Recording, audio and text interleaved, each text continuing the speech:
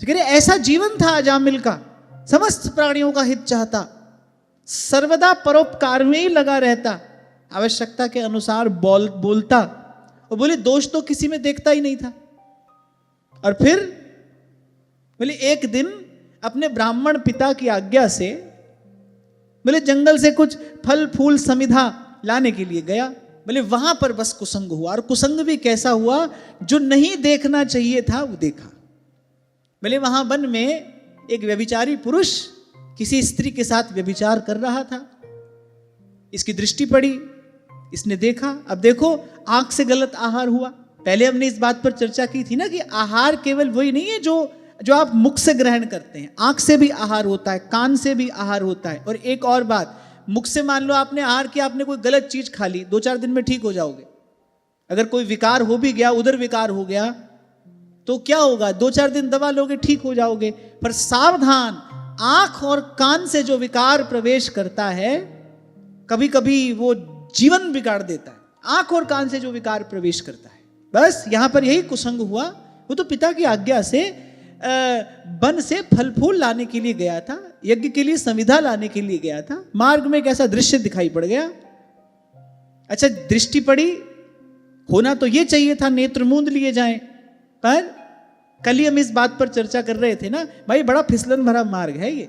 धर्मराज के दूतों ने यही तो कहा श्री विष्णु पार्षदों से, बोले जीव कर्म करता है और जो कर्म करेगा उससे भूल होगी ही होगी, उससे प्रमाद भी होगा, उससे भूल भी होगी, उससे पाप होगा ही होगा, पाप से बचा नहीं जा सकता। जे ही राखे रघुवीर ते उबरे ते ही काल महा। बोले वो कामी निर्लज्ज मदिरा पीकर और उस स्त्री के साथ वहां व्यभिचार कर रहा था, इसकी दृष्टि पड़ी। होना तो ये चाहिए था दृष्टि वहां से हटा ली जाए, पर नेत्र को कुछ रस मिला, वो विषय का रस। फिर देखा, फिर कुछ देर देखता रहा, बस विकार भीतर प्रवेश कर गया, कुसंग हो गया। इसलिए महापुरुष कह रहे हैं दुस्संग सर्वथैव त्याज्य। इसलिए बार बार आपको कहता हूं, ये जो आपके हाथ में रहता है ना, ये भी यमदूत ही है, लेने आया है। ये जो हाथ में रहता है, सारे संसार का पाप व्यभिचार भरा है इसमें। अच्छी बात तो है, अच्छी बात भी है, पर यहां ऐसे सदाचारी, ऐसे परोपकारी, ऐसे तपोनिष्ठ ब्राह्मण से भूल हो गई। हम कौन सी चीज हैं? बात मैं आपको यह कहना चाह रहा हूं। व्यक्ति कहता है ना, नहीं भाई हम तो अच्छी चीज देखते हैं, हम तो अच्छी बात ही सुनते हैं। ठीक है, अच्छी चीज अच्छी बात देखते हो, पर भाई बहुत सावधान रहने की आवश्यकता है। आप देखो ऐसे शील व्रत संपन्न पवित्र ब्राह्मण से ऐसी भूल हो गई। और कैसा कुसंग हुआ है, कोई जाकर उनके संग नहीं बैठ गया, उस क्रिया में सम्मिलित नहीं हो गया, केवल दृश्य ही तो देखा, आंख से वो दृश्य देखा, बस मानस पटल पर वो दृश्य अंकित हो गया। वो जो उद्दीपक चेष्टाएं वो स्त्री पुरुष कर रहे थे, बस उलझ गया मन उसमें। अब लौट कर तो आ गया, मन जाए बार बार वहीं। और साधक को तो और अधिक सावधान रहना पड़ता है। हमारे बाबा कहा करते थे, बोले बेटा जिसने काला वस्त्र पहना है वो कहीं भी बैठ जाए, लेकिन जिसने बहुत उज्जवल वस्त्र पहना है, बोले उज्जवल वस्त्र पे तो पानी का छींटा भी चमक जाता है, जल का छींटा भी पड़ जाए उज्जवल वस्त्र पे, बोले वो भी दूर से दिखाई पड़ता है। तो साधक को तो बहुत अधिक सावधान रहना पड़ता है। अब आप कहो कि भाई ये तो बहुत कठिन काम है, हम कैसे करेंगे?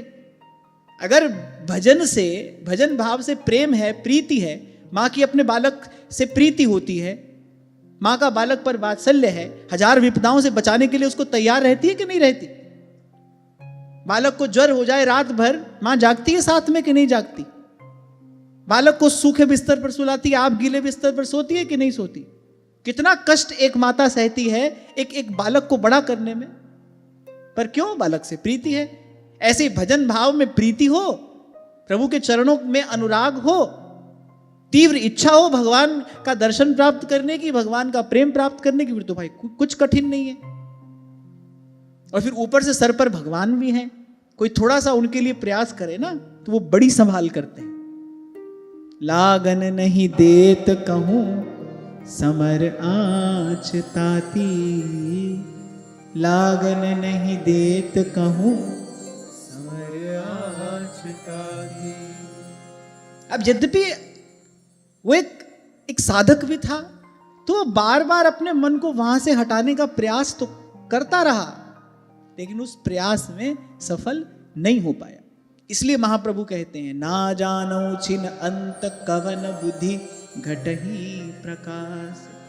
कभी सोचा भी नहीं था कितने पवित्र कार्य के लिए वन में जा रहा था। वो पिता की आज्ञा का पालन करने के लिए वन से पवित्र सामग्री एकत्रित करने के लिए जा रहा था। पता भी नहीं था अगले पल ऐसी घटना घट जाएगी, जीवन कहां से कहां आ जाएगा।